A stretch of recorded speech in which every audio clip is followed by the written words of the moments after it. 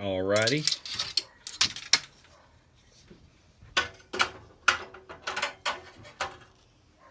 That's what happens when you work in your shop. You got stuff falling everywhere. Okay, now, what I've got here are two different types of rods. So if I was going to mount this reel onto one of these fishing poles, you might think, well, just put it on a fishing pole. You could, but here's what's going to happen if you put it on the wrong pole. Let's do this. Okay, this would be an example of the wrong pole. Move this out of the way. You see, this is designed for a reel that you would grab like this, push the button, and then cast. Now, this is really, really effective for that style of reel. Something like that. Okay. This is a special one. Shh. Okay, now, if you put this reel on here, just like you would any other reel, okay, you remove the guide seats, push down your lock pin, tighten it up, okay.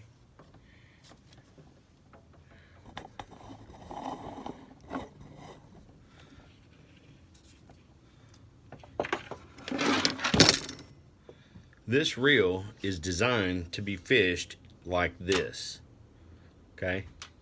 Now, as Harry Sue would say, it's a 3-hour debate as whether you go 1 finger, 2 fingers, 3 fingers.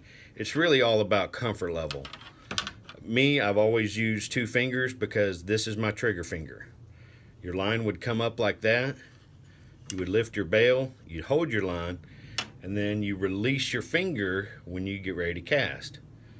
Super simple way. It's super easy. I learned to fish that way when I was a kid, and if you learn to fish this way, then just about anything else is going to be a cinch, okay? But nonetheless, why is this not locking over? There we go. Nonetheless, this reel is designed to be fished this way. Now, see that? That is not comfortable. That's not comfortable. It's almost impossible to fish this way. I've done it when I've broken poles, but this is not the right pole.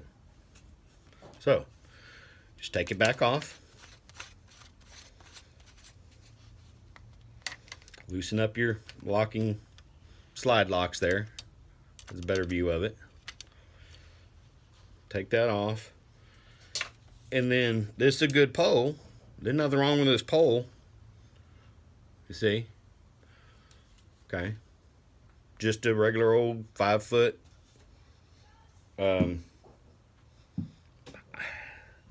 casting reel, casting pole, I guess you'd say. Excuse me, folks. I've been fighting a little bit of a cold or kind of upper respiratory mess. I guess it's going around. But now look at this. Look at this one. See this pole opposite your guide locks here, or your mounting locks. Look, it's flat. There is no trigger handle on this one.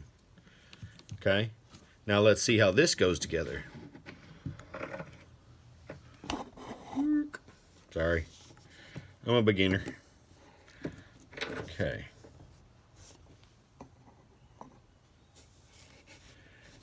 Low battery. Let's see here.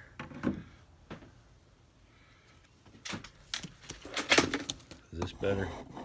I think it might be better. Okay, now you gotta make sure this is all the way down, because this is some of these reel mounts are wider than others. Make sure that's all the way back. Get it underneath the front. Push it in. Now lock in your guide. Or your mount, I should say. I'm sorry. I keep saying guide. It's mount. Your mounting ferrule, I guess you'd say. Okay, now, look here. Look at what we have. This is a much more comfortable way to use this rod and reel, or this reel. So again, the line is coming up here, going to the first eyelet. So I would grab the line just like that, lift the bail open, and just pitch a jig or whatever. Now this particular rod, this is just a Zebco. I don't know if you can see that. Let me see if I can get that on camera. This is nothing fancy. I mean, this is like, seriously, easy peasy. Oh, there we go. Yeah, Zebco model 556, 5'6" light action. It's a great little pole. Anyway, thanks for watching. I'll put some line on that. Sorry. I'll put some line on that, and we'll do a Richard Gene. We'll go fishing because it's good for you.